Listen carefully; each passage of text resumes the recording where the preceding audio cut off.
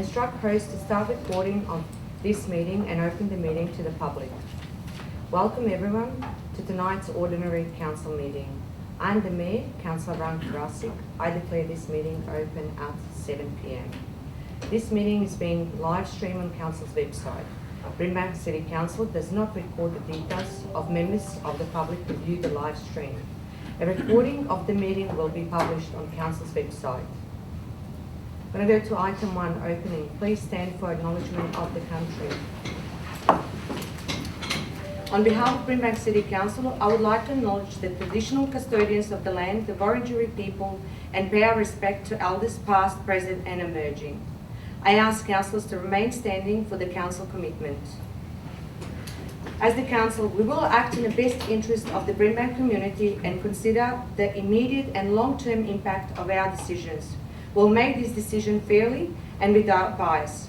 We'll uphold all of our obligations under the laws of Victoria and council's local laws, and we will act in accordance with our code of conduct.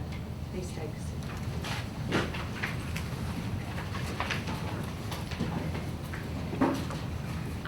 seat. Going to item 3, which is apologies. I note Councillor Bork has submitted an apology for tonight's meeting. Item 4 is disclosure of conflict of interest. Are there any declarations of conflict of interest? None, Madam Mayor. No. Item 5 is designated of items as confidential. There are 5 items to be designated as confidential. May I have a mover of a motion to designate the items as confidential? Of the Thank you, motion as Councillor read David. Business payable, Madam Mayor. Thank you. Do I have a seconder? I'll second that, Madam Mayor. Thank you, Councillor Lee.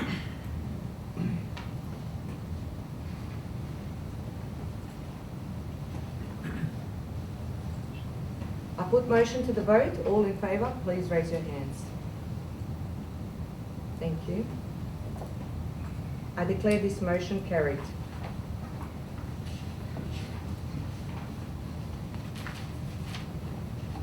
Item 6. Confirmation of minutes of previous meetings. May I have a mover of a motion to confirm the minutes of the previous council meetings? Thank you, Councillor Kerr. Do I have a seconder? Thank you, Councillor Nguyen. I put motion to the vote. All in favour, please raise your hands. Thank you. I declare this motion carried. Item 7, condolences. There is one item of condolences, 7.1, His Royal Highness Prince Philip of Duke of Edinburgh. Chair, may I have a mover of motion of condolences? Thank you.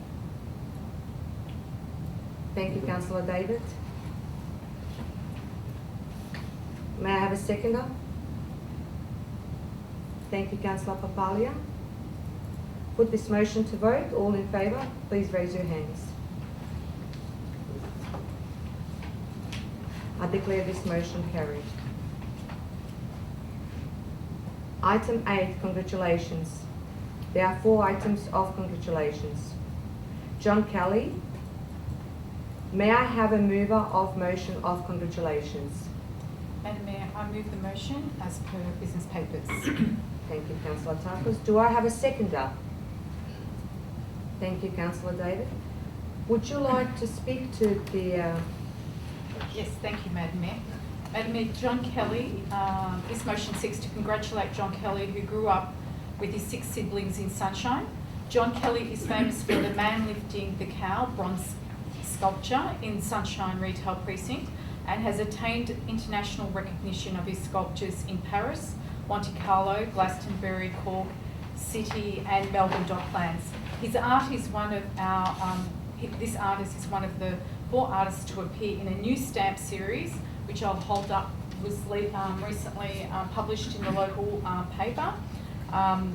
and we wish him great success and hope that he may be considered for future art in our wonderful city in Brimbank. Thank you, Madam Mayor. Thank you. Would second one like to speak to the motion? Yeah, I agree, he must be a wonderful man, and yeah. so best Would of luck. anyone, thank you, Councillor Sam. Would anyone else like to speak to this motion? No? I'll put this motion to vote. All in favour, please raise your hands. I declare this motion carried. Thank you. 8.2, Cynthia Frayne. May I have a mover of this motion? Madam Mayor, Congratulations. Yeah. thank you, Madam Mayor. I would like to move the motion as per business papers. Thank you, Councillor Takos. Do we have a second of this motion? Thank you, Councillor Papalia. Councillor Takos, would you like to speak to this motion? Yes, thank you, Madam Mayor. Madam Mayor, just a short note to congratulate local resident and volunteer Cynthia Frayne for initiating and working with Parks Victoria to establish a community garden at Horseshoe Bend Park, Keilor. Madam Mayor, I attended the first working bee. It was highly successful and shows the desire for our community to roll up their sleeves and participate and engage for such great community projects. The second working bee was just as successful. I would like to congratulate Cynthia for her great idea that will make a huge difference for Horseshoe being reserved. Thank you.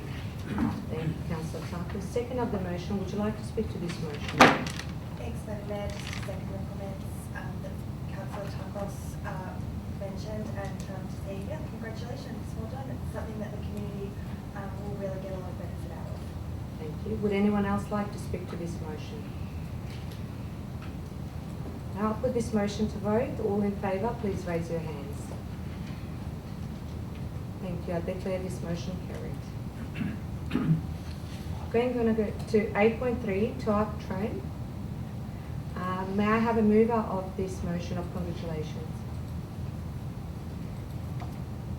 Thank you, Councillor. I wish to move the motion at the platform. Business platform. Thank you. Do I have a seconder? Thank you, Councillor Newman. Would you like to speak to this motion, Councillor? Thank you, Madam Mayor. I would like to take this opportunity to congratulate Mrs. Tartan on her contribution to support the community during the COVID pandemic. Thank you, Madam Mayor. Thank you. Councillor Newman, would you like to speak to this motion?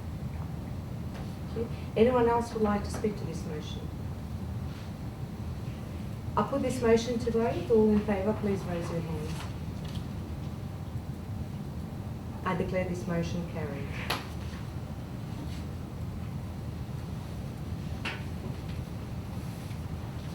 (8.4) Sunshine Golden Age Garden City. May I have a mover of a motion of congratulations? Thank you, The motion to Councillor be- David. Thank you. Do I have a seconder? Thank you, Councillor Tree. Would you like to speak to this motion, Councillor David? Yes, thank you, Madam Mayor. The Sunshine Golden Age Garden Club recently, on the 15th of March this year, they celebrated the centenary, 100 years old. What a wonderful year. Just lately, some of the Sunshine old organizations, they turned to 100 and 105. Just recently, I think 2 years ago, we had the Sunshine Band, and recently the RSL down the road. So they're all turning the century now. But mind you, I can tell you something about the old Golden City Club. It was housed at the corner of Rye Street and that of Stafford Road, close to the depot, the old depot of Sunshine we had. And one morning, it was a timber type of community centre, and we shared there by the Sunshine City Band, the Sunshine Golden Age Garden Club, but it got burned. So we have to relocate them. The Sunshine Band went elsewhere, and of course the Golden Age Garden Club went to Glendale Community Centre. And they got a wonderful man there in Chris Michalopoulos. He's an extremely good man, and he hold that community together. from 12 members when I came to Glengala Community Centre, they're now about 75 and growing. And we were invited by the Mayor, and you were invited to officially open the gathering that day, but we were all here. At the level 6, we had the workshop that day, the weekend workshop we had. So we all missed out, but he asked me to invite us all again for the next summer or the spring festival that he have in here, and it's wonderful. It's very, very well received. They're coming from everywhere in Victoria, which will be on the 20th of November this year. So well done, congratulations, 100 years is a long time, and yeah, congratulations one more. Yeah, well done. Thank you, Councillor David. Councillor Dan, would you like to speak to this motion? Thank you, Madam Mayor. Following Councillor David, I would like to congratulate the Sunshine Golden Age Canon City for their centenary, 1921 to 2020. Thank you, Madam Mayor. Thank you. Thank you. Councillor. Would anyone else like to speak to this motion? I put this motion to vote. All in favour, please raise your hands. I declare this motion carried. Item 9, public question time. Mr. Zakaria, I understand we have received questions from members of the public. We have, Madam Mayor. The first two questions are from Sam Chabib. School closure and state government land use intentions. Sunshine College, Ardea campus at 291 to 293 Glengala Road, Sunshine West. This site offers a rare opportunity to be repurposed for community use. It is considered to meet Council's assessment criteria for land acquisition for community use, including but not limited to passive, active, open space and/or enclosed community facilities. The site is well serviced by both public transport, bus, Glengala Road and train Ardea station, and broader municipality arterial connections, Western Ring Road. Uses may include, not limited to, relocation of Ardea Green Activity Hub Vision, no longer viable due to state government land acquisition for Fitzgerald Road level crossing removal, Brimbank Council Indoor and Outdoor Sports Stadium Vision, Brimbank Council creating Better Parks Vision, noting its proximity to residential areas have been identified as outside the designated 500 metre and 1,000 metre service catchment, community services and infrastructure plan. The first question is, please provide an update as to Brimbank Council's understanding of state government intentions with relation to future land use and timing. And the second question is, in addition to first question, has Brimbank Council contacted the state government with interest in purchasing this site for community use, zoned public use? If so, are there any updates to report? And if not, is there an intention to do so? Thank you for your question. The state government has yet to provide Council with an update on its further plans of the Sunshine College Ardea campus. In relation to any proposed disposal of surplus state government land, including school sites, the Victorian government land transaction policy is followed. The state government undertakes an internal review process, and if the site is deemed surplus to their needs, will offer a first right of refusal to local government. To date, Council has not been offered the right of refusal for the Sunshine College Ardea campus land. Council has previously advocated to the state government in relation to school sites and their retention for community-based activities, services or programs. Council will continue to advocate or assess for purchase for any suitable land to develop community and sporting infrastructure identified in its relevant key strategic documents. The next question is from Stephen Torsey, who asks, the Sunshine Transport Super Hub was announced with fanfare in 2018 by the Premier Dan Andrews and Transport Minister Jacinta Allen MP. Further announcements by the Prime Minister Scott Morrison and Premier Dan Andrews at Sunshine Station raised community and business expectations to very high levels, that Sunshine Station area would be transformed into another Southern Cross, with retail, housing, improved urban design outcomes, and other key features linking the rural regions by rail connectivity with the City of Melbourne and Melbourne Airport. What was the local community and business sector's preferred option for Sunshine Transport Super Hub, and what were the key features and benefits the 2-year consultation process identified? Thank you for your question, Stephen. Council is aware of the original promise of the state government in relation to this and related projects, which we strongly support. We are advocating strongly to ensure the promises are kept. In relation to the Sunshine Super Hub, in a special convened council meeting earlier this month, council adopted the Sunshine Priority Precinct Vision 2050. The vision presents key outcomes for the Sunshine Super Hub, informed by over 2,100 pieces of community and stakeholder feedbacks. The vision identifies integrated transport, safety and accessibility, high quality and sustainable development, a green future, and the need to celebrate our cultural identity as key features of the Super Hub. The next question from Stephen Torsey also is, will Council please initiate or support a community-led initiative via the Greater Sunshine Community Alliance for a town hall rally in support of the Council recently adopted Vision 2050, calling for the Victorian and federal governments to now meet the Sunshine Priority Precinct's community and business expectations for Sunshine and Albion, area improvements as raised over the last 4 years in announcements and promises by Council providing use, COVID-safe, of Brimbank's community and civic centres, large 6th floor spaces and online streaming facilities for that purpose. Thank you for your question. Council shares community concern in relation to recent state government announcements surrounding the Melbourne Airport rail link. Council has written to the Minister to seek clarification regarding the scope of the project. We encourage the community to remain informed, active and participate in all community engagement processes run by state to ensure they understand how determined our community is to share in their benefits, not just the costs. Well, we hope that significant community mobilisation and protest will not be necessary to get better outcome back on the table. We recognise the importance of the Greater Sunshine Community Alliance on a grassroots level, and officers will remain engaged with you to share information and discuss potential options. The next question is from Neil Head.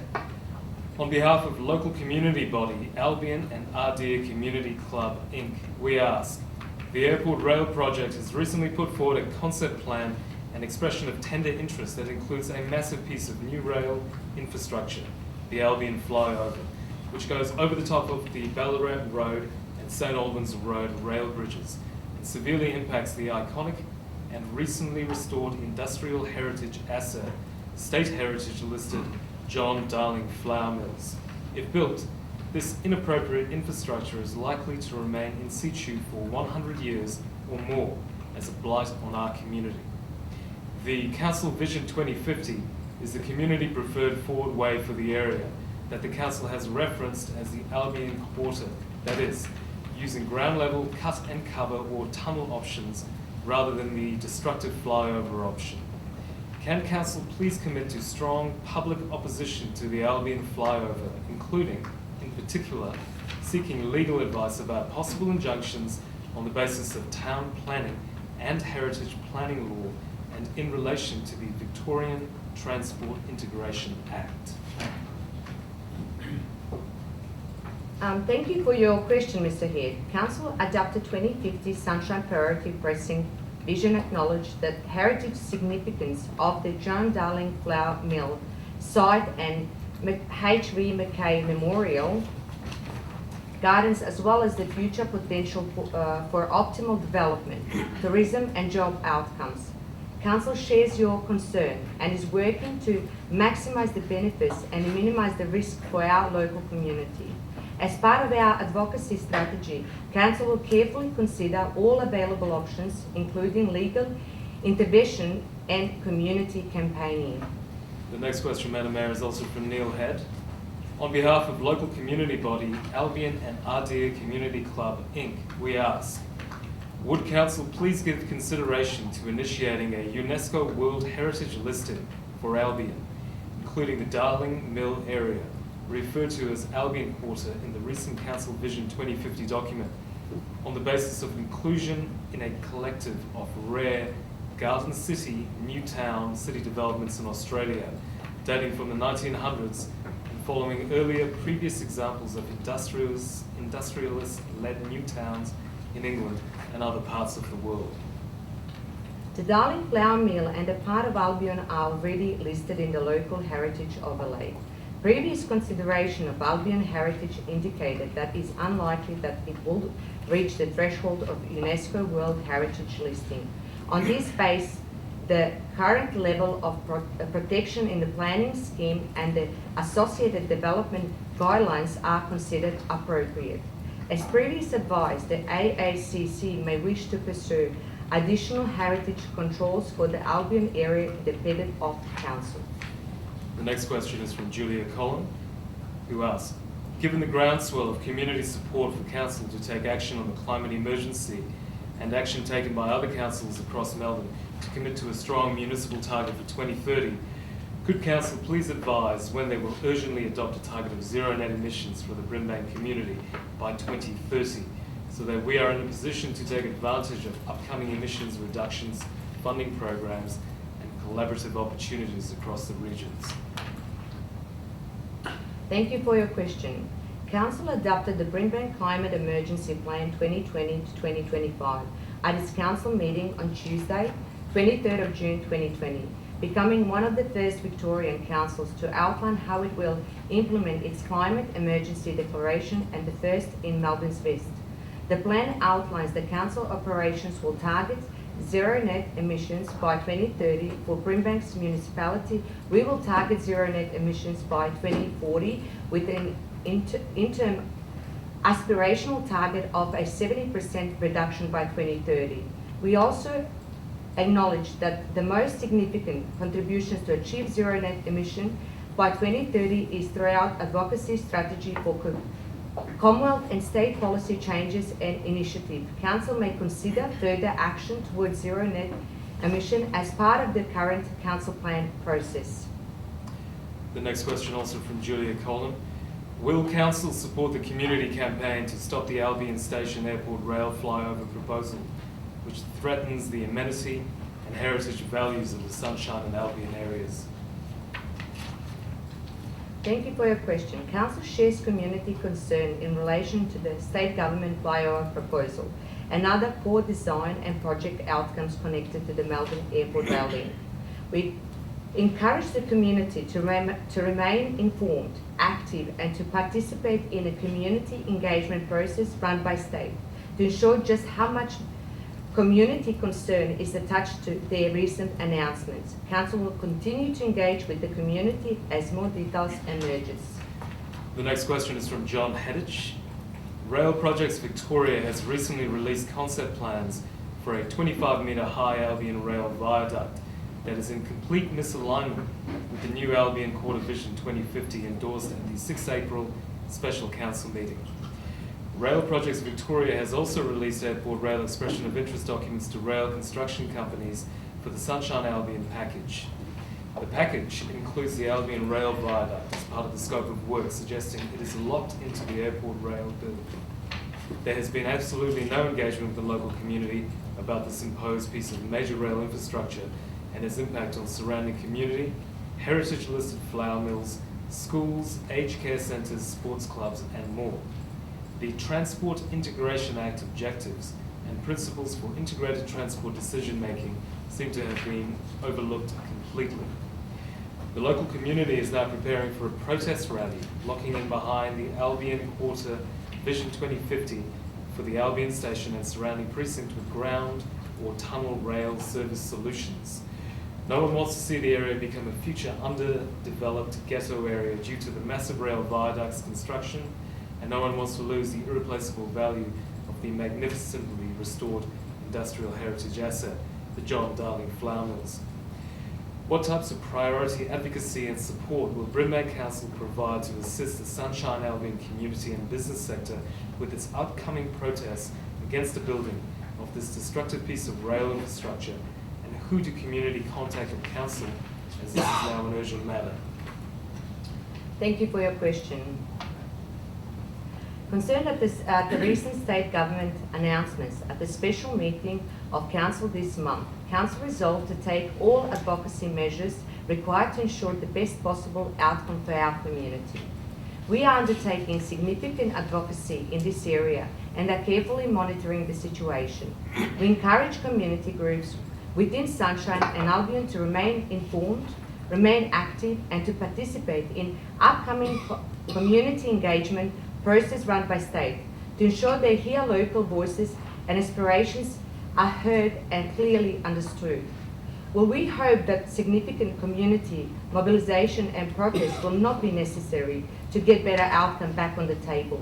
We appreciate the offer of support and will remain engaged with you and others to keep you informed and up to date. Community members can contact our advocacy team through our info@brimbank.vic.gov.au.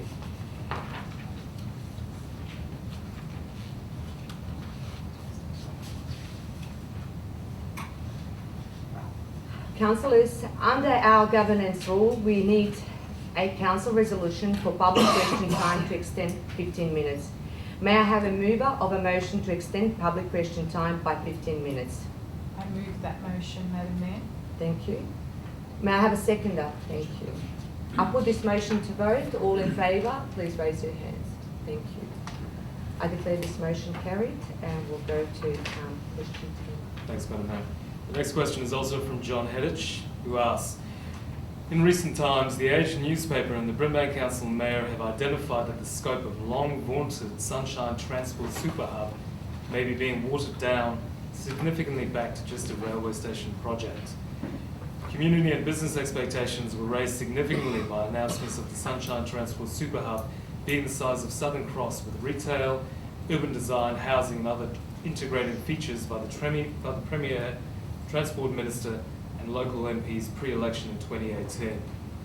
It seemed the Transport Integration Act system objectives and decision-making principles were being used to provide a real city transformation opportunity and much needed hope that jobs, economic prosperity, urban renewal, pathways from disadvantage and increased community resilience would all follow.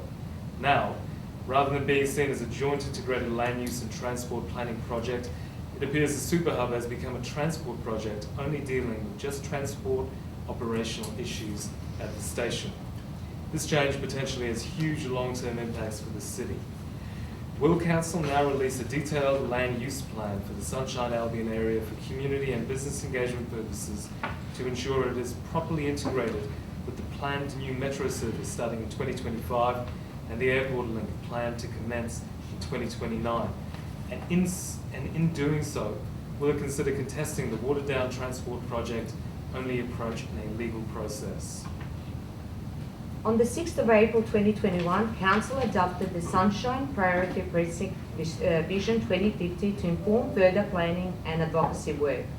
Council officers are in the early stage of working with the Department of Transport to progress the precinct planning for the Sunshine Priority Precinct, which includes the preparation of our urban analysis report to inform the future preparation of our framework plan for the Sunshine Priority Precinct and the revision of the structure plan for the Sunshine Metropolitan Activity Centre. In relation to concern regarding recent state government announcements, Council is advocating strongly to ensure community interests are represented and no options are off the table should the need arise. The next question is from Huong Trung. Brimbank residents are now facing multiple difficult challenges in terms of the climate change impacts, rising inequality, and the livability and connection of our neighbourhoods. Many councils across Victoria have taken steps to proactively demonstrate full accountability and real involvement of the community and council business through measures such as political party membership registers, https mvcc.vic.gov.au my council/councillors, live stream and uploads within 48 hours of council meetings, www.hobsonsbay.vic.gov.au, and meetings open to the public to attend in person. In the interest of transparency and public confidence in this council, will Council immediately adopt and publish online a register of political party membership for all current councillors and members of council's executive team, and a role of the voting record of each councillor on all matters put through the chamber. Thank you for your question. The Local Government Act and regulations include disclosure obligation for all councillors and members of the executive. The Act and regulations require information to be disclosed in individual returns. Brimbank City Council has no statutory authority to require any person to disclose their political party membership publicly or privately. In respect of voting records of individual councillors, Brimbank's meetings procedure requires to vote of an individual councillor to be recorded only where they have requested their vote be noted in the minutes or in respect of a division. Since February 2019, council meetings have been recorded and published online, which you may view should you wish to find out how an individual councillor voted on a particular matter. The next question, Madam Mayor, is also from Hung Trung. Maribyrnong City Council, Moonee Valley City Council and Wyndham City Council have already opened up council meetings for the public to attend in person, with invitations online such as "We always welcome members of the community coming to council meetings in person." Will the next and subsequent council meeting be held so that the community can attend in person? If not, why not? And what is the plan for opening up public attendance of council meetings? Council's plan is for the May Council meeting to be held so that the community can attend in person, subject to any COVID-19 restrictions. The next question is from Sarah Watson.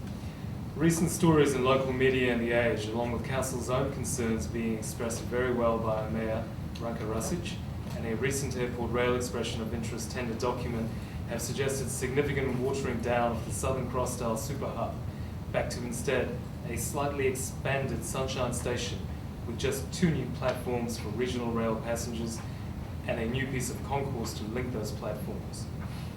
Is this watered-down tinkering with Sunshine Station one that the community and business sector expressed as their preferred option when providing 2,100 pieces of input to the 2-year council-led consultation on the future vision for the transformation of the Sunshine Transport Super Hub to accommodate Airport Rail, the suburban rail loop, the expansion and electrification of Melton, Ballarat and Wyndham Vale Melton lines and other rail services? Hi Sarah, thank you for your question. At the risk of repeating myself, we are pushing as hard as we can to ensure that our 2050 Sunshine Priority Precinct vision is achieved to the fullest extent possible, and that the state government keep its original vision and promises too. The next question is also from Sarah Watson. Will Council support a community-led protest rally calling for the Victorian and federal governments to now meet the Sunshine Priority Precinct's community and business expectations raised over the last 4 years in political announcements and pre-election promises by allowing use of Brimbank's community and civic centre's large 6-floor spaces and online streaming facilities for that protest rally purpose? Thanks again. I think I answered this in previous questions. We are advocating hard and carefully watching the situation unfold. If we need to move to a community-led campaign and more, then we will. The next question is from Miles Dimmitt. It was pleasing to see Council's adoption of the Sunshine Priority Precinct Vision 2050 with support for the Sunshine Super Hub based on significant community feedback. How does Council plan to push back against the state government proposal to cancel the Sunshine Super Hub? And will Council work with the community to achieve what was originally promised? Thanks, Miles. Forgive me for a short answer given earlier response tonight. We are working hard to advocate for the best possible outcome for our community and will remain committed to this and our vision for as long as it takes to represent our community. Watch this space as we intend to keep our community well informed as our advocacy and the project develop. The next question is also from Miles Dimmitt. The SkyRail proposal could lock in issues with movement around the Albion station / Ballarat Road and Anderson Road intersections for decades to come. It will also have a significant impact on heritage sites in the area such as John Darling and Sun Mill. Will Council support an urgent public campaign for an alternate design that will provide a better long-term outcome for the local area.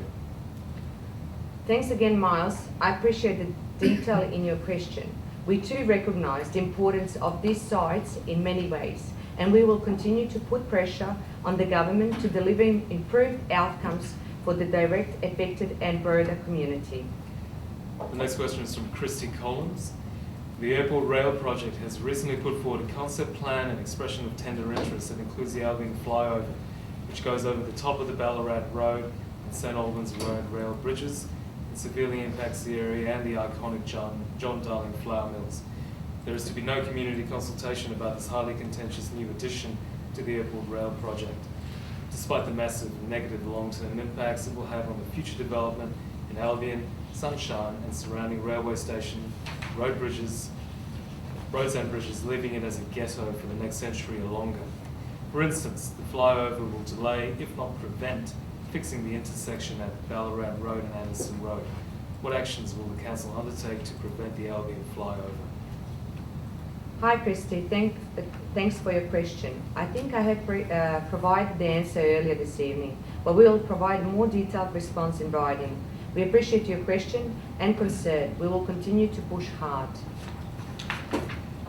Madam Mayor, the final question is from Christy Collins. Will council support the local community rallying to have the Albion flyover decision urgently altered to ensure airport rail services are provided in a way that aligns closely with the community vision expressed in the recently released Sunshine Priority Precinct Future Vision 2050? That is, using ground level, cut and cover or tunnel options rather than the destructive flyover option. Thanks again for the question. We certainly support the local community in expressing its concerns, needs and aspirations to the state government in any way it can. I understand that Rail Project Victoria will soon be launching their community consultation, so this would provide an excellent opportunity for you and other locals to make their feelings known. Thank you.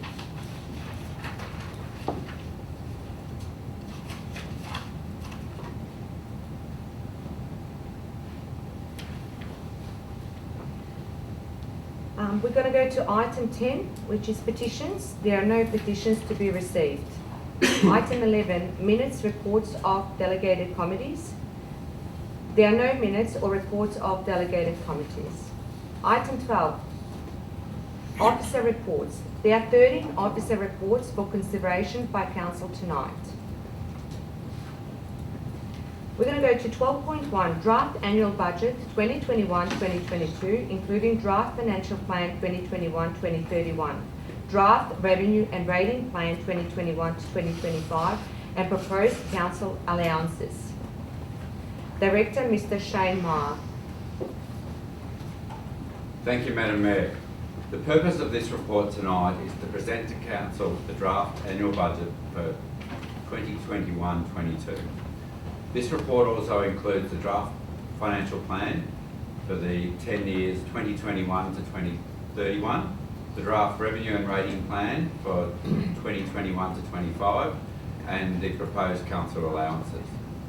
If council adopts the draft documents, they will then become available for community consultation in accordance with the requirements of the Local Government Act. Documents will be made publicly available, and council will invite submissions from the 22nd of April through to the 19th of May 2021. Anyone who makes a written submission can request to be heard in support of their submission by a hearing of submissions committee.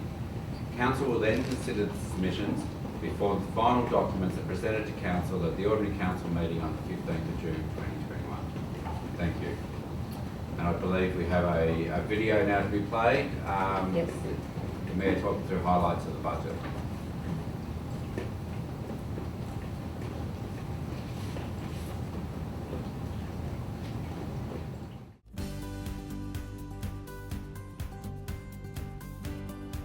Hi everyone. Along with my fellow councillors, I'm proud to introduce the Brimbank City Council Annual Draft Budget 2021-22. The draft budget is focused on supporting the community's COVID-19 recovery, strengthening community capacity and investing in capital works, facilities and open spaces so that we can shape a better Brimbank. This draft budget prioritises helping our community to recover from COVID-19 and investing in our future to create a great place to live, work, play and visit. Let's look at a few top-line figures in the budget. The draft budget includes a significant capital works program of $82.7 million to support delivery of vital services for a growing city. Rates are vital to help council deliver services to the community. Our primary source of income is rates and charges, which makes up to 71% of our income. Our capital works budget invests in projects that are important to our community, including sports facilities, roads and paths, playgrounds and gardens, early learning facilities, town centres and sustainability. One of the key capital projects for the coming year is the new Health and Wellbeing Hub in Killaloe Downs. This budget includes $32.62 million towards construction of Brimbank's new Health and Wellbeing Hub. We are investing in sports facilities across Brimbank, including major works at Moore Park, Adia, Green Gully Reserve, Killaloe Downs, Delahaye Reserve and Bon Toms Reserve in Deer Park. We are also investing $7.3 million of our budget to provide high quality playgrounds, parks and gardens.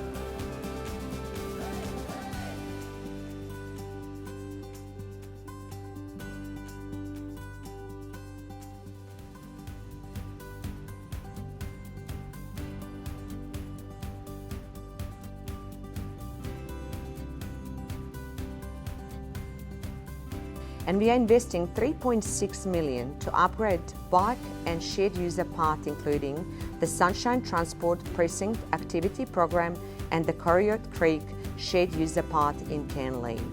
I strongly encourage everyone in the community to have their say on the draft budget so that we can deliver the right outcome for our growing community. It is easy to provide feedback. Visit yoursay.brimbank.vic.gov.au or call Council on 9249 4000. Thank you, and I look forward to all of the great things we will do in 2021-22.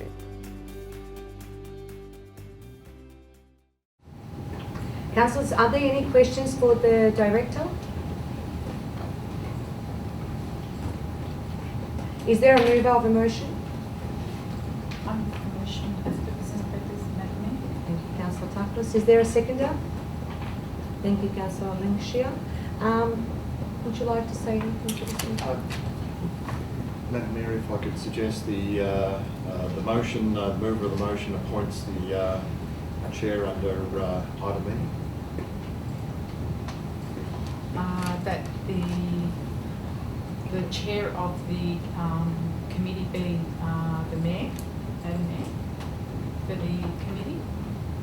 Oh, did you want to nominate me? Sorry, Bruce. I'm happy to nominate the mayor as the chair of the committee, and that all councillors be members of that hearing for all submissions from the public. Happy to second that motion, Madam Mayor.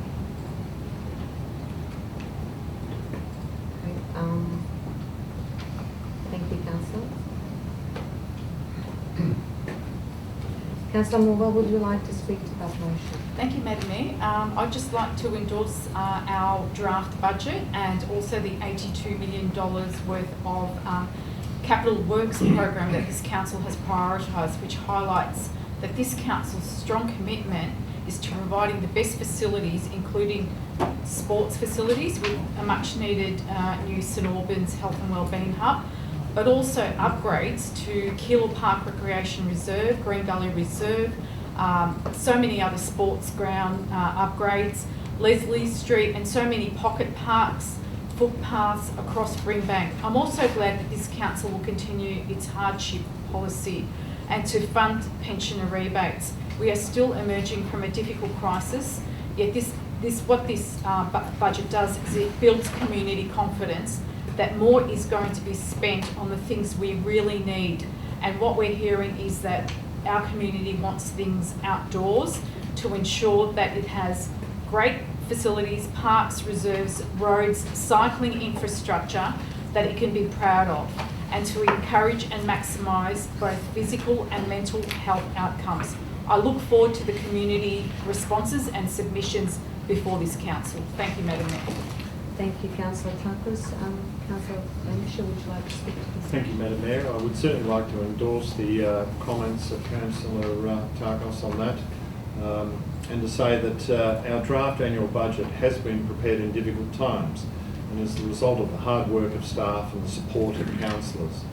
The combination of COVID-19, a zero rate increase by the previous council and rate capping by the state government has added to the financial difficulties in framing this draft budget for public consultation. Despite these difficulties, this budget contains many benefits for the people of Brimbank. However, I will restrict my comments to the specific benefits to Taylor's ward and allow other councillors to mention projects in their ward and programs of particular interest to them. In Taylor's ward, projects of significance include the Lionheart Reserve Tennis Pavilion upgrade in Taylor's Lakes, starting this year with $100,000 set aside for design, and subsequent years will see $2 million spent on construction. Ramsway Children's Centre facility upgrade, Taylor's Creek Recreational Trail upgrade, including new pedestrian bridge and associated paths over Taylor's Creek near Rowell Place, Taylor's Lakes, $500,000. Upgrade to the Packard Street skate space, Keilor Downs, to coincide with the completion of the St Albans Leisure Centre, $780,000. Implementation of the Sydenham Park Master Plan. This is Council's largest park at 230 hectares in Keilor North. The $1 million project spanning 2 years aims to showcase the extraordinary backdrop of this site along the Maribyrnong River through provision of public recreational facilities including scenic walking trails, lookout points, We've got picnic 1 minute left. spots and explorative nature learning. Over 2 years, design and construction of the Green Gully Reserve front car park, something we've wanted to see for a long time. Start and complete over several years the Green Gully Reserve Oval number 2. Complete the construction and open the St Albans Leisure Centre. This is at Council's signature and once in a generation project. Development of a new sports pavilion in Delahaye to cater for cricket, football and soccer, $2 million.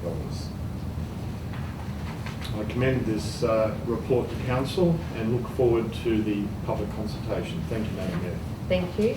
Would anyone else like to speak to this motion? Yes, Councillor Albion.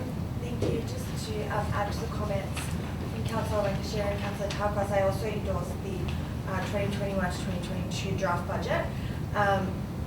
As Councillor Lancashire said, 2020 was a tough year for many and many of our residents, and I was really pleased to see that this budget is reflective of our COVID-19 recovery. Particularly, we heard a lot of our community concerned about the parks, gardens, trees during this pandemic, and the budget is reflective of the recovery there, and also to see particularly the tree planting programs to increase our tree canopy. Thank you. Thank you. Would anyone else like to speak to this motion? I'll put this motion to vote. All in favour, please raise your hands. Thank you. I declare this motion carried. We're going to go to 12.2, COVID-19 Response and Recovery Strategy. Ms. Lindley Gumlin. Thank you.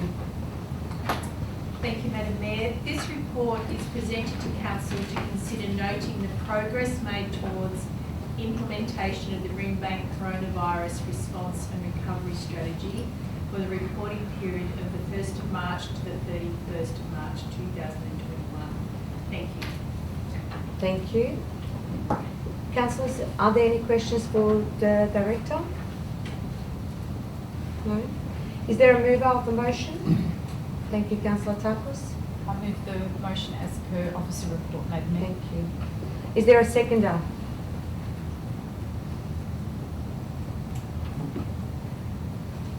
Yes, Councillor. I second the motion. Councillor Tarkos, would you like to speak to this motion? Thank you, Madam Mayor. I'm delighted to be the portfolio champion for the Brimbank COVID-19 response and recovery portfolio. Stage 1 of COVID-19 response and recovery has been completed. As at 31st of March, all 54 actions in the strategy have been completed with 100% result. This is a significant achievement from across our council. I would like to highlight that some of the outcomes council has delivered as part of our response and recovery strategy. Some good news stories, some very small, some very large, but all making significant difference to the lives and welfare of residents who have found the challenges of COVID very difficult. Almost 500 members received ongoing support via Community Register, with the volunteers playing a big part in keeping our community safe and linked to others through the Volunteer Community Connect program. People would have read of Judy Ingram's story in the front page of the local paper, where Judy was in lockdown from March, and she was involved also in that program, and that kept not only her connected, but it helped others. So the benefits for both volunteers and recipients were meaningful and rewarding. COVID disruptions forced residents to live locally, resulting in increased utilisation and appreciation of council facilities. Brimbank's natural environments, such as our parks, public spaces, were identified by the community as places that became a beacon of hope, ownership, pride, connection in a time of challenge and change. Stage 2 of the strategy ensures a focus on immediate efforts to increase opportunities for individuals, groups and families to socialise, exercise and rejuvenate in our public space network. Residents have been asking me how and when they can get involved in tree planting. I have requests for that nearly daily. Council played a hugely important role in the delivery of care packages, which was vital, and over 4,000 food relief packages and parcels were delivered via neighbourhood houses across Brimbank. The care packages provided essentials, extras, hygiene and sanitary items that became luxury items during COVID-19. Visits to neighbourhood houses by young people increased. Programs designed to help them through COVID were hugely successful, including the We Got You mentoring program, matching young people from between 12 and 25 with a mentor from their own cultural background. Brimbank Digital Live Radio and podcasts were COVID projects that were so successful, they will be continued. During COVID, the necessity of being innovative was quickly recognised as vital. The ability to pivot and quickly transform ideas into community value has proven as evidenced in this report. I'm pleased to note that the Innovation at Brimbank pilot program was recently awarded a high recommendation and Innovation Management Initiative category of the National LG Pro Awards for Excellence 2021, which is a fantastic achievement. Finally, I would like to highlight that the Council was successful in receiving $660,000 of funding from Department of Jobs, Precincts and Regions. The funding will be used to employ 2 job advocates for 2 years to support better outcomes for local residents. The job advocates will be mobile and active positions supporting job seekers in the communities. Madam Mayor, just today I've had people advertise jobs as their businesses are starting to come on board, like over Newton Castle, which I passed on to Council so that our local community can take advantage of businesses that are starting to reinvigorate. These job advocates will connect people in libraries, neighbourhood houses, community centres, public housing foyers, shopping centres and at Brimbank Learning Futures. The job advocates connect community members with education, training and employment opportunities. This will benefit the unemployed, underemployed and those wishing to change their current employment. The department will also provide a further $62,000 later in the year to employ a project support officer for 12 months. I commend this report to Council. Thank you. Thank you, Councillor Tarkos. Councillor Nguyen, would you like to speak to this one? Yes. I would like to commend Brimbank Council on delivering 54 initiatives through the COVID-19 response and recovery strategy. And I really like to highlight the success in getting the $660K grant to get tourniquets, and that's really important to our recovery. And having that said, there's still more to be done to help the community in the recovery phase, and looking forward to stage 2 of the plan. Thank you, Councillor Nguyen. Would anyone else like to speak to this motion? Thank you, Councillor David. Thank you, Madam Mayor. Just a couple of items that I read in the report. It's a wonderful report. It's just I had a number of senior citizens calling me, and one of them today was crying on the phone. It's to do with isolation, and indeed, still some of our groups and senior citizen clubs are not open yet. In a couple of paragraphs that I read, it's saying about delivery on mental health, first aid programs, mapping and analysing gaps in council's responses to loneliness and isolation and escalated mental health and challenge. I mean, loneliness, isolation brings mental health, stress and things as such. And I think some of them, we lost a few people that we knew just the last 3 or 4 months. But again, I think we can do it better. And I can't believe that I can see, I'm a bit of a sports maniac, if you like, fanatic, and I watch all the sports, especially the AFL football now, 55,000, 77,000, just bumper to bumper. There's no mask, no protection. And if you noticed me last night, Madam Mayor, I was the only person wearing a mask. And after a while I got embarrassed because I was the odd one with a mask, so I took it off. Now, if we do things like that, and we are not allowed our senior citizens to get together, there is something wrong with us. And I'd like us, I'd like you, Madam Mayor, to look into this and make it happen. Thank you. Thank you. Would anyone else like to speak to this motion? I'll put this motion to vote. All in favour, please raise your hands. Thank you. I declare this motion carried.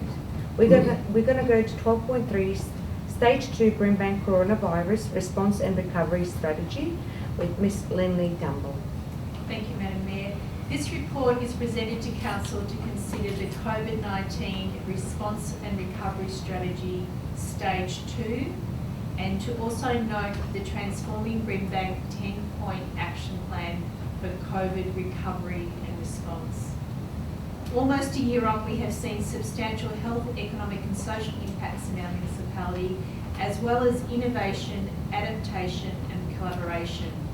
To continue Council's dual efforts in mitigating the risk of COVID-19 on residents, as well as supporting the community to recover from the impacts of the pandemic, a revised strategy has been developed for Council's consideration. The strategy has been developed following comprehensive consultation with community, stakeholders and business throughout 2020. Thank you. Thank you. As a Mayor, I would like to commend Council's update 19-point action plan for COVID-19 recovery, a critical piece of our advocacy planning which is being considered tonight. The refreshed 19-point action plan acknowledges that since 2020, Council has already welcomed over 104.5 million in advocacy outcomes and investments from both state and federal government. However, our community will continue to need so much more as the long tail of this pandemic and our recovery continues. That is why the new action plan seeks dedicated health and wellbeing packages, which includes support for ongoing community information, rapid response teams, testing and priority vaccine rollout, and funding for community resilience, multicultural communities, mental health, and problem gambling initiatives. It also details a dedicated economic packages to support shovel-ready job and skill outcomes, including funding to fix the Calder Freeway, an optimal design outcome around Melbourne Airport Rail, a new Sunshine Super Hub, and upgrade Albion Station Corridor, more funding for St Albans Health and Wellbeing Hub, further funding for Sydenham Park, Killall Park, and much more. This updated plan will bring a renewal focus as we head towards upcoming federal and state budgets, as well as likely federal election and state election in 2022. Combined with the 19-point action plan, we can assure our community that Council is continuing a community-first approach as we work to recover from COVID-19. I look forward to advocate the priorities contained in both of those documents during the remainder of my mayoral term. Thank you. Councillors, are there any questions for Director? Is there a mover of this motion?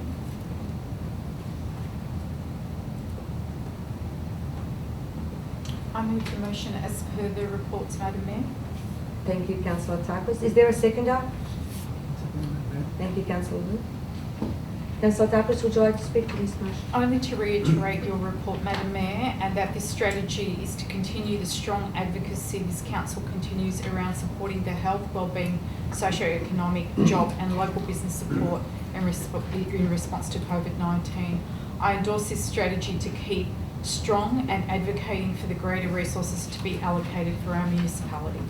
Thank you, Councillor Takis. Councillor Lou, would you like to speak to this? I just want to endorse what Councillor Takis and yourself mentioned earlier, and this community still need the support from Council, and this endorsement will continue with our support. Thank you. Would anyone else like to speak to this motion? I put this motion to vote. All in favour, please raise your hands. I declare this motion carried. Thank you. I'm going to go to 12.4, Planning Activity Update and Delegate Decisions, March 21, with Mr. Kelvin Walsh. Thank you, Madam Mayor. The purpose of this report is to provide Council with information on the status of planning permit applications and trends in planning approvals in Brimbank, and also to provide information on decisions made under delegated authority during March 2021 regarding planning permit applications and other matters. Council is asked to note the report and the attachments. Thank you, Madam Mayor. Councillors, are there any questions for the Director? Is there a mover of this motion? Thank you, Councillor Lancashire. Thank you, Madam Mayor. I move the officer's recommendation as in the report. Thank you. Is there a seconder? Thank you, Councillor. I second that, Madam Mayor. Councillor Lancashire, would you like to speak to this motion? Yes, thank you, Madam Mayor. It is noted in this report with some disappointment that the value of development for new planning applications is, for the last month, 28 million, which is significantly down on the 171 million set for the same time last year. This figure shows the significant difficulties our community is experiencing in recovering from COVID-19. Ongoing support from both the state and federal governments is clearly required to help and grow our construction industry. I recommend this report to the Council. Thank you, Councillor Lancashire. Councillor, would you like to speak to this report? No. Anyone else would like to speak to this report?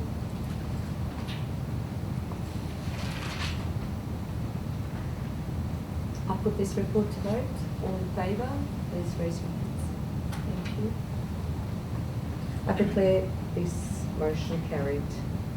12.5 Planning Compliance Activity Update, 1st January to 31st March 2021 with Mr. Kelvin Walsh.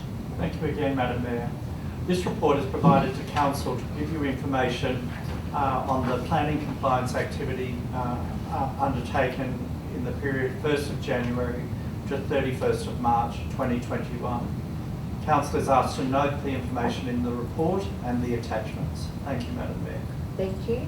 Councillors, are there any questions for Director?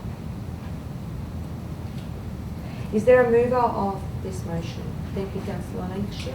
Thank you, Madam Mayor. I move the officer's recommendation in the report. Thank you. Is there a seconder? Thank you, Councillor. I second that, Madam Mayor. Councillor Lancashire, would you like to speak to this motion? No, thank you, Madam Mayor. Councillor Lou, would you like to speak to this motion? No, thank you, Madam Mayor. Would anyone else like to speak to this motion? Then I put this motion to vote. All in favour, please raise your hands. I declare this motion carried. 12.6 Governance Report, April 2021 with Mr. Dan Hogan. Thank you, Madam Mayor. The purpose of this report is for Council to consider My apologies. I skipped ahead there to 12.7. 12.6 Governance Report. The monthly governance report is a standing item within the ordinary council meeting agenda. It is predominantly a summary of recent governance and operational activity in accordance with best practice and good governance principles. Written in compliance with provisions applying respectively in the Local Government Act of 1989 and the Local Government Act of 2020, the report variously informs council of delegated decisions, outcomes of previous council resolutions, discloses information and seeks decisions as required under legislation from time to time. This month, the office's recommendation does call for the names of any councillors wishing to attend the Australian Local Government Association National General Assembly in Canberra this year, scheduled from the 20th to the 23rd of June. As this event is hosted interstate, councillor attendance does require a resolution of council. Thank you, Madam Mayor. Thank you. Councillors, are there any questions for the Director? No? Is there a mover of this motion? Madam Mayor, I move the officer's recommendation, and I would also like to submit in section C notes the attendance of the following councillors to the Australian Local Government Association's National General Assembly 2021 in the following order: Councillor Dang, Councillor Papalia, Councillor Kerr, Councillor Liu, Councillor Nguyen, our Mayor, Councillor Asic, myself and Councillor Lancashire. And that a report be provided to Council following NGA 2021. I move that office recommendation. Thank you. Do I have a seconder? Councillor Lancashire. Would you like to speak to this? No, Madam Mayor. Councillor Lancashire? Thank you, Madam Mayor. Yes, just say, as a co-portfolio councillor with Councillor Nguyen for the Brimbank Innovation Portfolio, which includes governance and property, I would like to highlight the importance of the monthly governance report to Council. The report demonstrates that by following good governance principles and providing ongoing transparency, we give reassurance to our community and make Brimbank stronger. This has never been more important than now as we all respond to and recover from COVID-19 pandemic. This month's governance report includes regular items such as delegations, records of assemblies and MP meetings. Additionally, this month's report notes approval for attendance at the Australian Local Government Association's National General Assembly of Local Government, which will be held in June this year. Convened annually, this is the peak annual event for local government, attracting in excess of 800 mayors and councillors each year. This forum provides a unique opportunity for local government to engage directly with the federal government to develop national policy and to influence the future direction of our councils and our communities. It is important that Brimbank is represented. Learnings from these types of events help Council continue to focus on enhancing our city and creating the best possible quality of life for all residents. I commend this report to Council. Thank you. Would anyone else like to speak to this motion? I'll put this motion to vote. All in favour, please raise your hands. Thank you. I declare this motion carried. We're going to go to 12.7, final St Albans Leisure Centre redevelopment naming process. Mr Dan Hogan. Thank you, Madam Mayor. The purpose of this report is for Council to consider procedural objections to Council's proposed name for the redeveloped St Albans Leisure Centre as received from the community during a 6-week public consultation period. It is the assessment of officers that no community submission identified a reason why the proposed name, Brimbank Aquatic and Wellness Centre, does not comply with the naming rules as set down by Geographic Names Victoria. Thank you, Madam Mayor. Thank you, Councillor. Thank you to our Director. Councillors, are there any questions for Mr Dan? No? Do I have a mover? Yes, Councillor Lancashire. Thank you, Madam Mayor. I move the officer's recommendation as in the report. Thank you. Do I have a seconder? Thank you, Councillor Liu. Councillor Lancashire, would you like to speak to this motion? Yes, I would. Thank you, Madam Mayor. I would like to thank Council's officers who have done a fantastic job in regard to the public consultation and processing this name for our new centre. The name Brimbank Aquatic and Wellness Centre reflects the use of the facility, the local and regional significance of the services to be provided, and as our signature project, this appropriate branding is certainly something to be proud of. I commend this report to Council. Thank you. Councillor Liu, would you like to speak to this? Would anyone else like to speak to this motion? Yes, Councillor. I'd like to speak against it, Madam Mayor. I believe that the submitter number 3 and 4 in this report express there's a real opportunity that for us to use our rich Indigenous history to respect and represent the Wurundjeri from Woiwurrung, to have, as submitter 3 illustrated, a more active presence of our Aboriginal culture in our municipality, which is sadly lacking. Councillor Lancashire?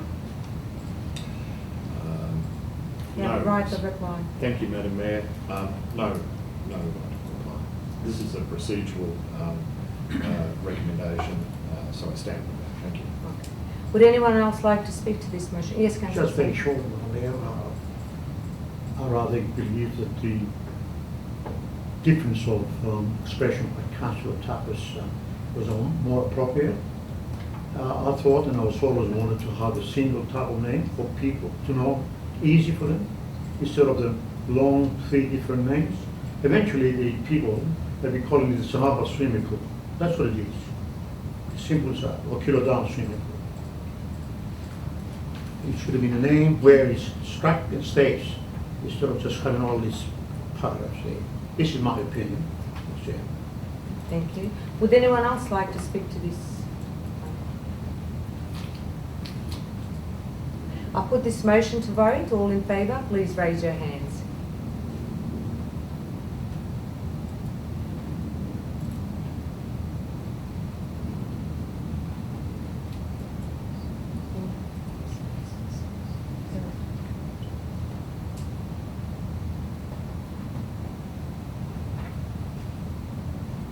We're going to go to 12.9. Sorry, I declare this motion carried. We're going to go to 12.9, creating better parks policy. Sorry, did we miss? Sorry, 12.8, Brimbank Settlement Action Plan 2019 to 2023, Innovative Reconciliation Action Plan 2019-2021, and Brimbank Community Vision 2040, Community Report Cards with Ms. Lindley Dumble. Thank you, Madam Mayor. This report is presented to Council to consider noting the following community report cards. The Brimbank Community Vision 2040 Community Report Card, the Brimbank Settlement Action Plan report card, and Innovate Reconciliation Action Plan Community Report Card 2020. Thank you. Thank you. Councillors, are there any questions for the Director? No? Is there a mover of this motion? Thank you, Councillor. Thank you, Madam Mayor. I wish to move the officer's report as per the business agenda. Thank you. Is there a seconder? Thank you, Councillor Papalia.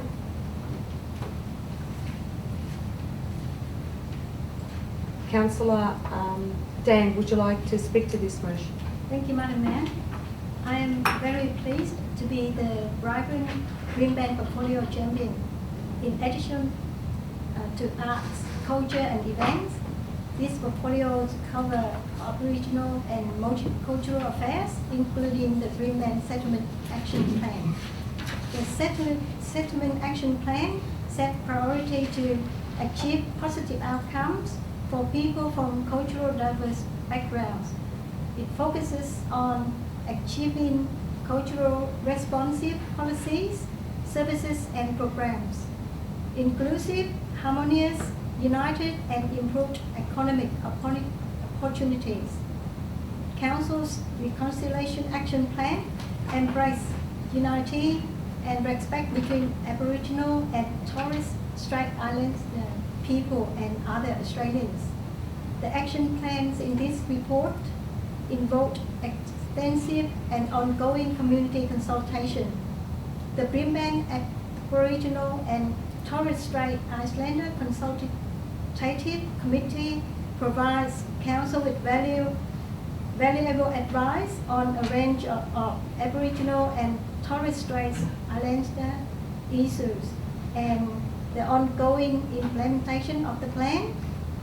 The report cards list key achievements of the action plans and strategies that contribute to an inclusive and transparent community.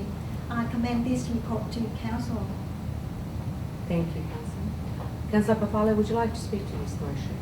Thank you, Madam Mayor. Just to second what Councillor Nazer voicing on this report. Thank you.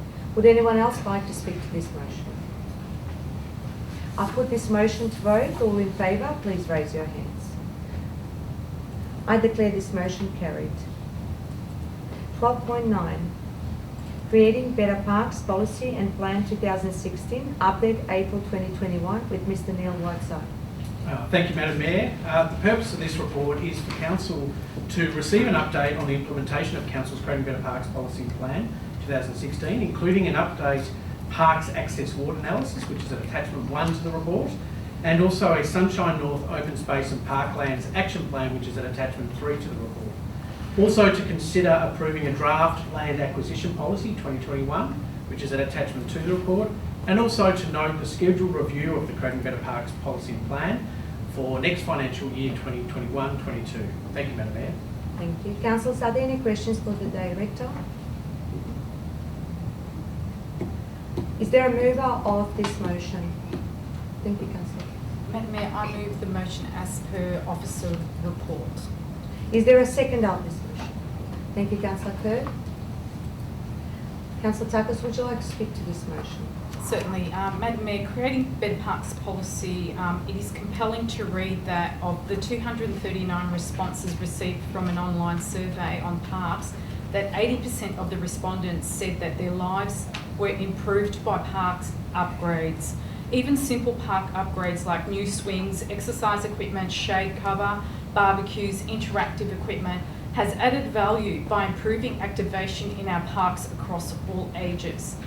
There is a challenge, I believe, to make them more appealing to teenage groups, as well as by adding more things like basketball courts and real need for MTB facility for bicycle users that I know has been raised for us to explore in Horseshoe Bend. We also need to address the disparity of access to open space in our parks. North Sunshine having notably less access to open spaces and parks, and therefore explore greater innovation in opportunities for pocket parks and greater investment in the Upper Stony Creek project that has potential to become a draw card like Taylor's Creek. This review is important and crucial that the community express their views on how we model the direction of the greater parks in the years ahead. And I urge Council to canvass widely for community input to shape the next iteration of Creating Better Parks. And thank you to Neil and his team and the many award-winning parks. This is something that we can be extremely proud of. Thank you. Thank you, Councillor Marcos. Councillor Kerr, would you like to speak to this motion? Look, just to say that I think Councillor Targis has done a very thorough job of going over the review, but I'm really happy to see that we are progressing in the level of parks that we're delivering for the community. There's always room for improvement, and I look forward to being involved in that in the next year's draft. Thank you. Would anyone else like to speak to this motion? I put this motion to vote. All in favour, please raise your hands. I declare this motion carried.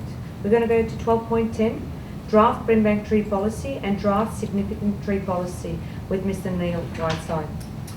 Thank you, Madam Mayor. Council adopted a urban forest strategy in 2016, which seeks to increase tree canopy cover in Brimbank to 30% by 2046. The urban forest strategy details a number of actions to increase canopy cover on public land, such as within streets and parks, and also highlight the need to increase tree canopy cover on private land, particularly given as 70% of the land in Brimbank is in private ownership. Amongst the key actions detailed in the urban forest strategy was the review and updating of Council's Street Tree Policy 2010 and an implementation of measures to protect significant trees on private land. In 2018, Council updated the general local law and included a clause in relation to the protection of significant trees on private land. The draft Brimbank tree policy at attachment 1 to the report has been prepared as an update to Council's Street Tree Policy 2010, and a draft significant tree policy at attachment 2 to the report has been prepared in line with clause 9 of the general local law. The purpose of this report is for Council to consider endorsing the draft Brimbank tree policy and draft significant tree policy for the purposes of community consultation for a 4-week period. Thank you, Madam Mayor. Thank you. Councillors, are there any questions for the Director? Is there a mover of this motion? Thank you, Councillor Wu. I'll move this paper, Madam Mayor. Thank you. Is there a seconder? Councillor Takis? Councillor, would you like to speak to this motion? Yes, thank you, Madam Mayor. In relation to the tree policy, it's a right step forward regarding Brimbank. As the tree policy is trees in the area, it's a healthy and well-being issues which we need to address. Trees policy also address the reducing the heat wave in the area. For those residents who are not so compliant with trees, we also emphasise on the increase of their property value as well. Relation to tree policy, I would like to see a better selection of type of trees procured by the councils. But it is a right step forward. In our areas, we are targeting at least 30% killing tree popularity through the city at the moment. So this is a right step forward. Thank you. Councillor Takis, would you like to? Thank you, Madam Mayor. Just to reiterate what Councillor Liu said, however, this is a long time waiting for the draft significant tree. I know it's something that our community has been asking for many years. It is true that 97% of the participants prefer to live in a tree-lined street, and 85% of our community now know the importance of trees in the cooling down of their suburbs as the temperatures slowly rise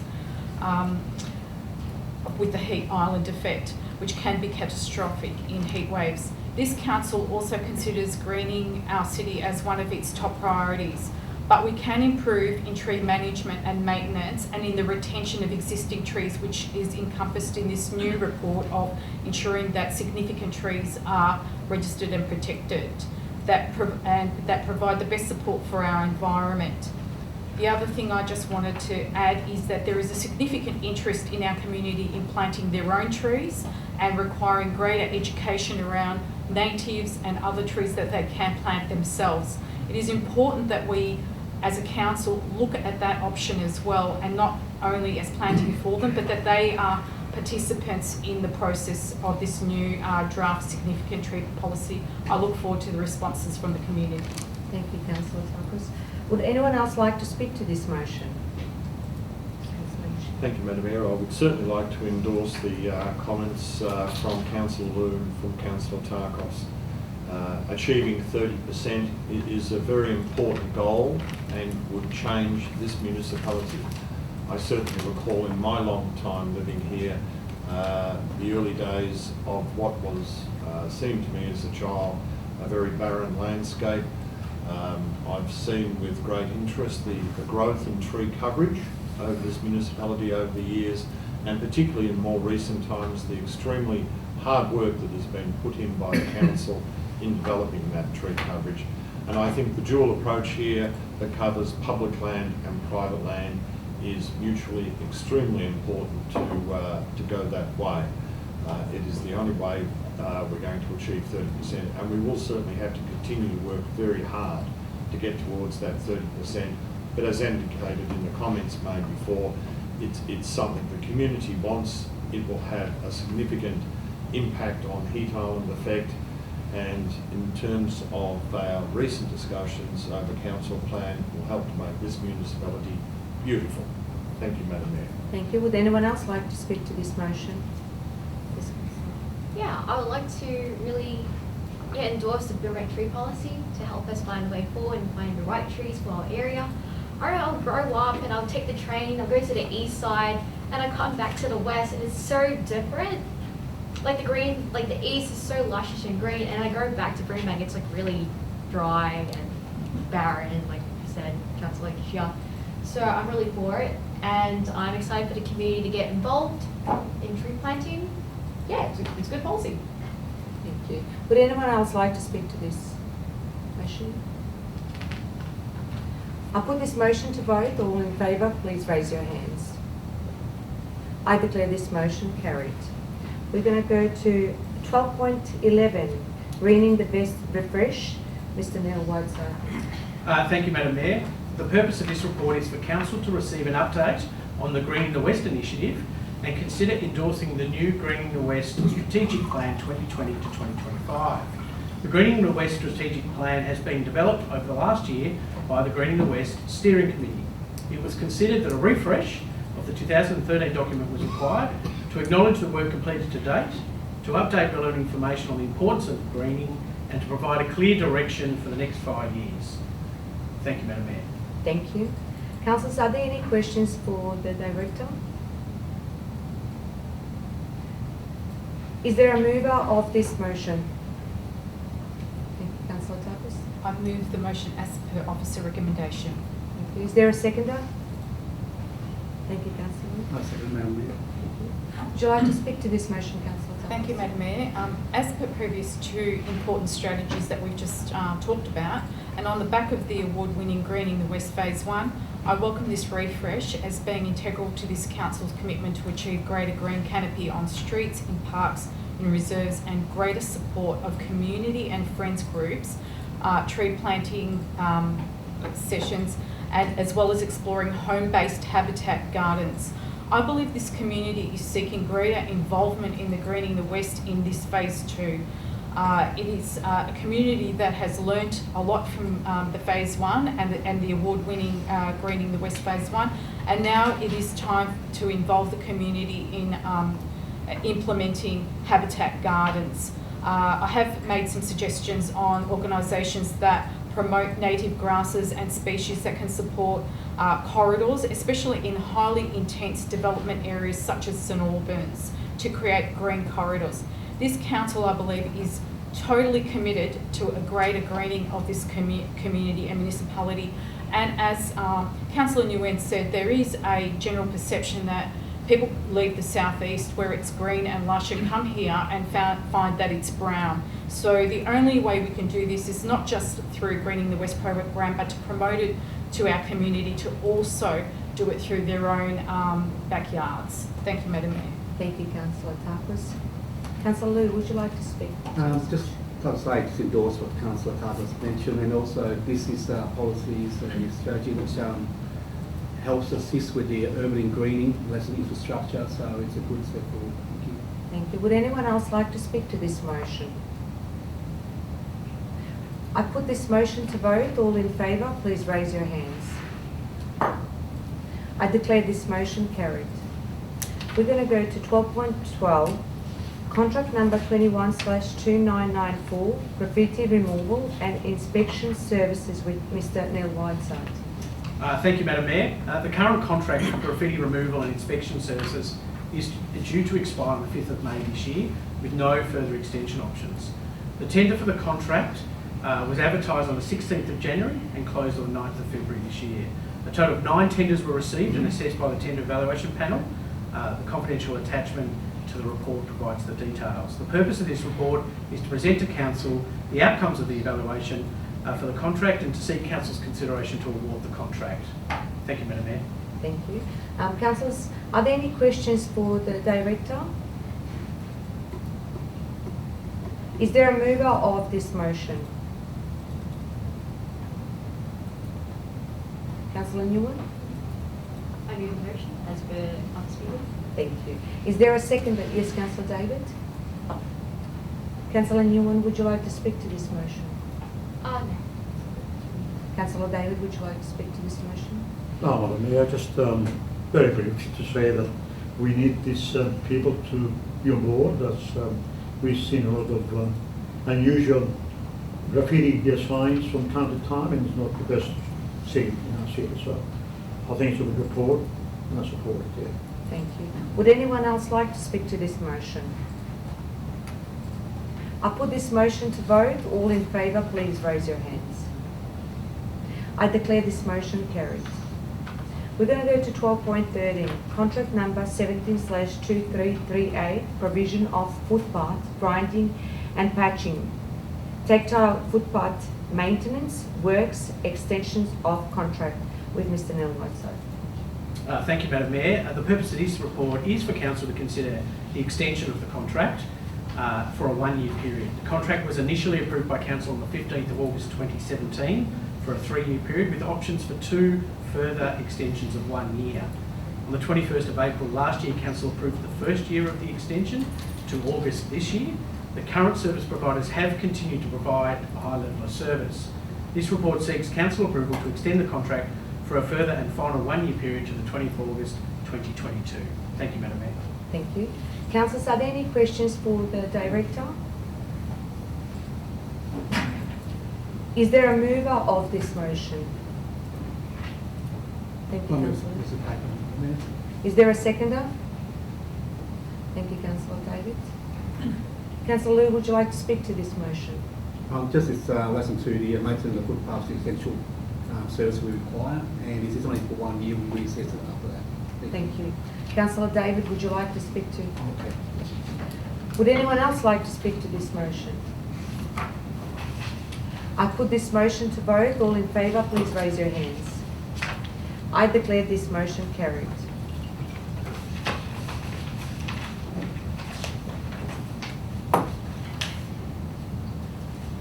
Item 13, notice of motion. There are 3 notices of motion for consideration. Councillors, I remind you that notice of motion must be moved as printed in the papers, and only if seconded can an amendment be moved.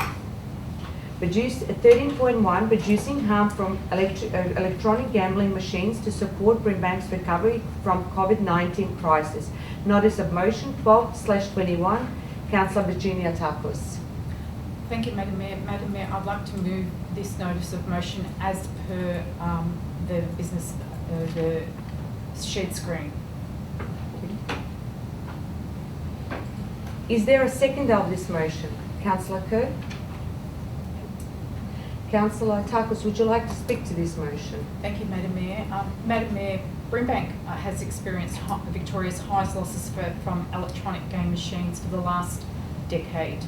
Since 2010, more than $1.4 billion has been lost at the rate of $380,000 every single day.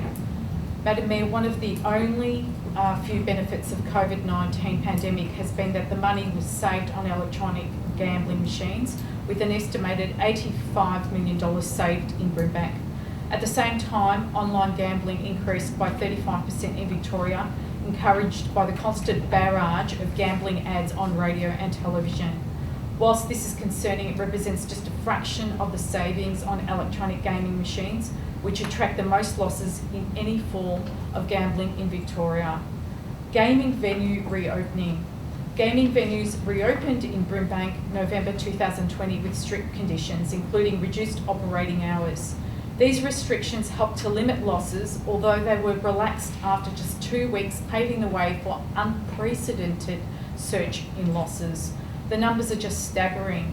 In December 2020, 14.7 million was lost at the rate of 474,912 per day, with the highest ever loss month ever recorded in Brimbank. In January, $3.8 million was lost at the rate of $446,285 per day. Again, the second highest loss is in Brimbank. In February 2021, 11.1 million was lost at a rate of $482,168 per day. This was the highest average daily loss ever recorded. Overall, losses across December, January and February were 26% higher than the same time in the previous year. Long operating hours are fueling these increases, with many local venues now open a maximum of 20 hours per day. The council responded quickly to the surge of these losses, with our mayor writing to the Minister of Gaming, Liquor Regulation after the release of the December figures. I'm encouraged that this has opened further dialogue with the Victorian Government and how we can work together to reduce the gambling harm that is happening in Brimbank. Through this motion, I also hope to bring further attention to this important issue that the Victorian Government has provided significant leadership and support throughout the COVID-19 crisis. Unfortunately, it has not protected vulnerable communities like the ones in Brimbank from the impacts of electronic gaming machines, as evidenced by the unprecedented losses in Brimbank. Through this motion, I call on the Victorian Government to reconsider its approach by reducing operating hours alongside other evidence-based reduction measures. Thank you, Madam Mayor. Thank you, Councillor Tarkos. Councillor Kerr, would you like to speak to this motion? Yes, I would. Thank you to Councillor Tarkos for submitting this really important motion. Post-COVID-19, Brimbank recorded the highest amount of losses. In November 2020, nearly 6.7 million was lost on pokie machines, which was more than 700,000 more than the next highest municipality. In December, nearly 14.7 million was lost on pokies in Brimbank. The figure was more than 2.7 million more than the same time last year and 2 million more than the city of Casey. It's clear we need some urgent reforms, and I applaud Councillor Tarkos for taking this action. Thank you, Councillor Kerr. Would anyone else like to speak to this motion? Yes, Councillor Davis. Thank you, Madam Leader. Just to echo the words that Councillor Tarkos and Chair has spoken. The question is, what can we do about it? These are hard questions, isn't it? I mean, I know a story of a happy married couple with grown-up children, husband still going to work, first grandchild, etc. So, before you know it, it's a divorce. The wife got addicted to those machines. She moved in the house without the husband knowing, and at the very end it was a divorce. A happy family, it became a broken up family. And that's many of stories to see and hear about in our community today. But the question again, what can we do to solve that? It has to come from up top. I'm referring to federal governments and that of the state government, of course, to try and change the way those machines are played, people game. $1, and we spoke before, and maximum say $250 to withdraw, because that's what's happening. But the clever part about it, once they don't get any more money out of the authorities there, they just borrow from next door friend and things of such. That's the situation. A gambler is a gambler. If you stop him from here, they go elsewhere. So, yes, I think the people responsible have to help in this story. We've got many unhappy stories in our community. Yeah. Thank you, Councillor. Good report, a good notice of motion to bring in again. We voted in a few times through, and we supported it, and we continue to support it because it's a must for us to do something about it if we can. Yeah. Thank you, Councillor David. Would anyone else like to speak to this motion? I put this motion to vote. All in favour, please raise your hands. I declare this motion carried. Councillors, I wish to lodge a notice of motion at this meeting. I note that under section 27.11 of the Brimbank Governance Rule that I must now vacate the chair, and the Deputy Mayor will now assume the chair for the duration of item 13.2. Thank you, Councillor Nguyen. You are now chair of this meeting. I think we have to do this, no?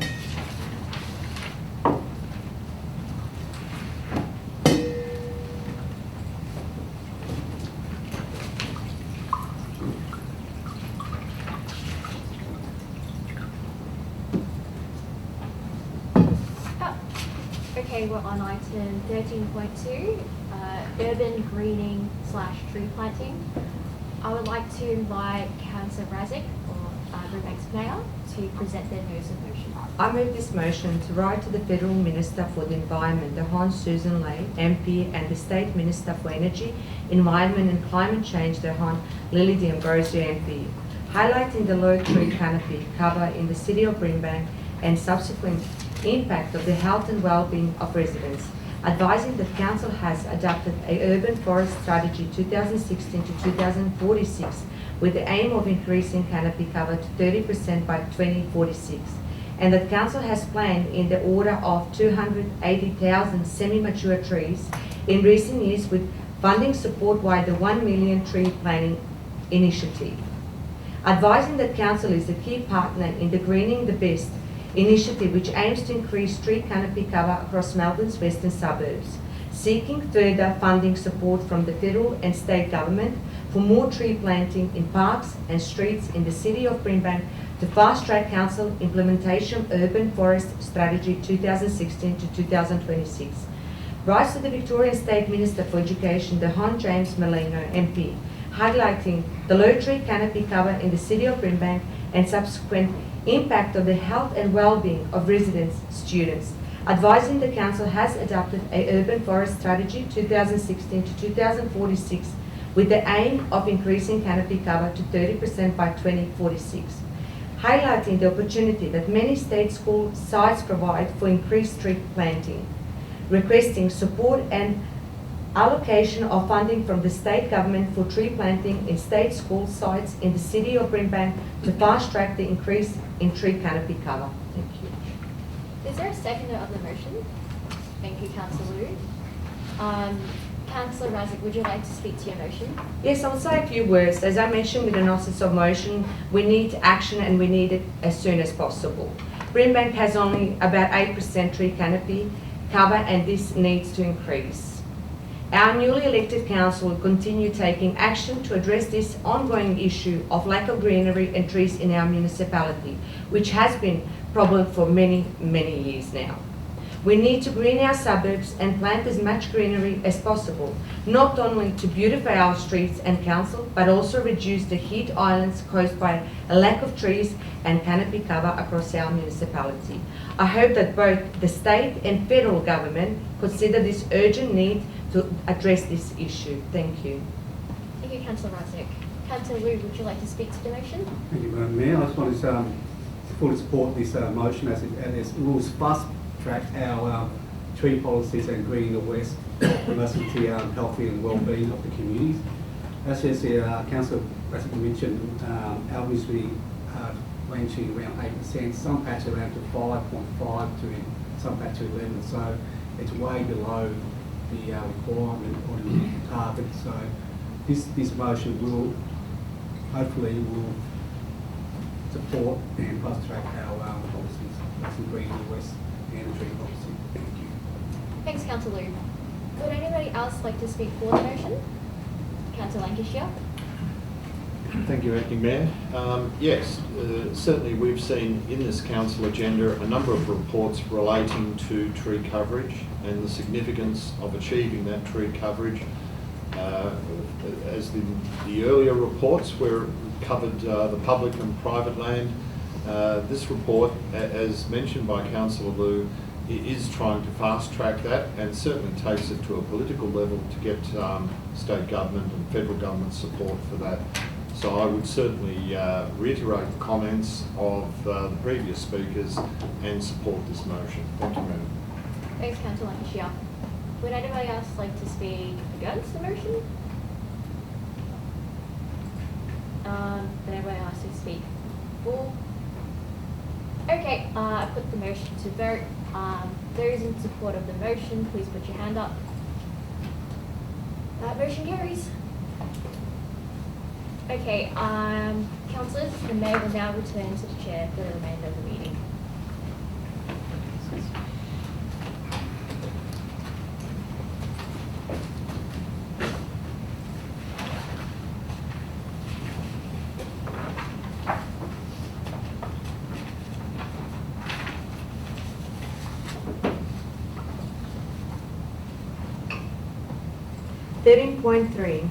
Extension of JobKeeper and Job Seeker programs to support Brimbank's recovery from the COVID-19 crisis.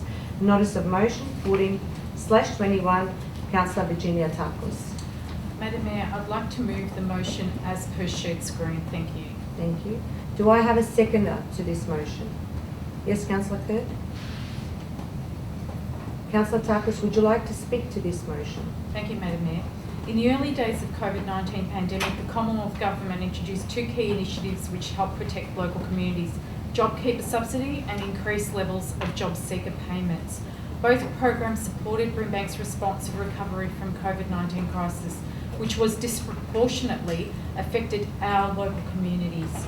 At the height of the second wave in early August 2020, Brimbank had the highest number of COVID-19 cases of any municipality.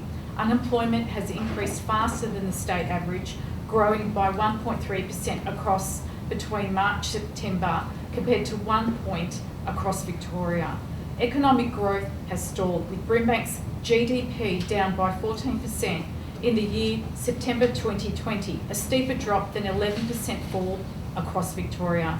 And more generally, Brimbank has higher levels of vulnerability in the local population, with many issues worse due to COVID-19, including reliance on insecure casual employment, insecure and crowded housing, loneliness, mental health issues or social isolation, as Councillor David pointed out, poor health and chronic health conditions such as diabetes and obesity. JobKeeper. It is estimated that JobKeeper saved more than 7,500 jobs in Brimbank in this year to September 2020, as reported in the Council's latest Community Impact Analysis report. Based on government data, the Brimbank Business Association also estimated that more than 5,000 applications were made in January 2021 alone. However, despite the jobs saved and continued interest from business, the program ended last month, which is likely to force some local businesses to close and increase unemployment further.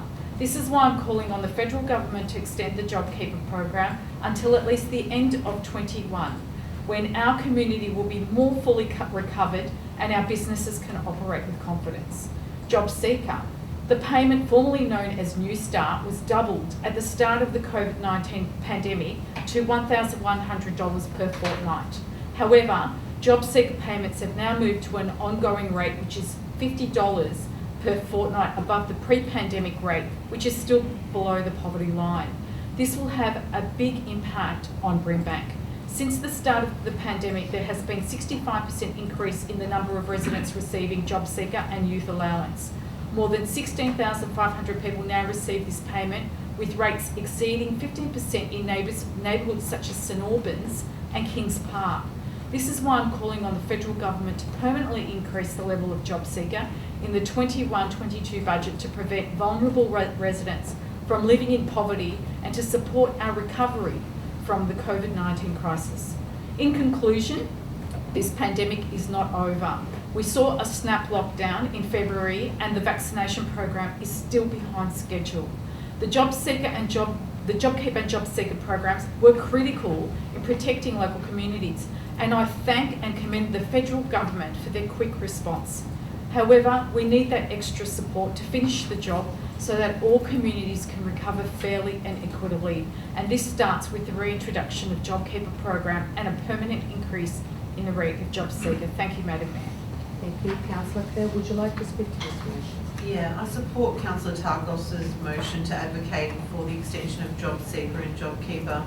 The last 12 months have been extremely trying, and Brimbank has been one of the hardest hit communities in Victoria. Our proximity to Melbourne Airport and higher than average unemployment rate to begin with has not made transitioning from COVID easy, and many small businesses are still barely surviving. The job seeker and JobKeeper payments have been a lifeline to many in our community. I commend Councillor Tarkos for submitting this really important motion, and I offer her my full support. Thank you. Would anyone else like to speak to this motion? Yes, Councillor. Thank you, Mayor. I've been on welfare for many years and I've experienced the punishment that welfare is, and keeping people under the poverty line and punishing people with the pain of Centrelink and the hurdles doesn't support people to find work. It's not going to help people, and if we actually want to help the economy and help people find work, we need the extra welfare support. Thank you. Would anyone else like to speak to this motion? Yes, Councillor. Yep, I fully support Councillor Tarkis's motion to extend job seeker and JobKeeper. For businesses, It's been a lifeline for that saving grace in keeping employees employed. That with dropping the gun, some people had to let people go. And I just find it questionable how it does help people when you're keeping people, you know, giving them money below the poverty line. Like how, like if you're single with no children, you get $620 per fortnight. Like I know rent can be $300 if you're living alone. So what else can you spend on? And that it adds to stress, mental anxiety. It doesn't put people in a great headspace to find jobs. And plus, council is doing as much as we can to support our residents, but we need the federal government to continue supporting our residents as well, and Australia in general. Thank you. Anyone else would like to speak to this motion? Yes, Councillor. Madam Mayor, I think the answer to this is very hard sort of a decision to make, because it seems to me to be more unemployed, not so much business closing up. Business are there because of those people, the job keepers and job seekers, they're there because of support of the federal government. Now that's gone, it means most of those people will be unemployed. And it's nothing more that I feel very strongly about our city. 11,500, maybe 12,000 people employed, especially young people. It's really bad. And it's been my wishful thinking to see the city bloom again in reference to job, because I remember we had more jobs than people at one stage many years ago. So yes, it wasn't the best decision by the government, in my opinion, to stop this happening, because it created a lot of unemployment. And well done, Councillor Taylor, for bringing this up. Thank you, Councillor David. Would anyone else like to speak to it? I'll put this motion to vote. All in favour, please raise your hands. I declare this motion carried. Item 14, notice of motion decisions. There are no decision motions. Item 15, urgent businesses. Sierra, is there any urgent businesses? No.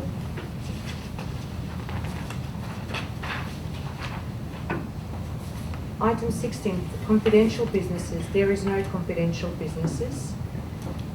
Thank you all for attending and for your interest in tonight's meeting. I declare this meeting closed at 8:53. I instruct host to stop recording of this meeting.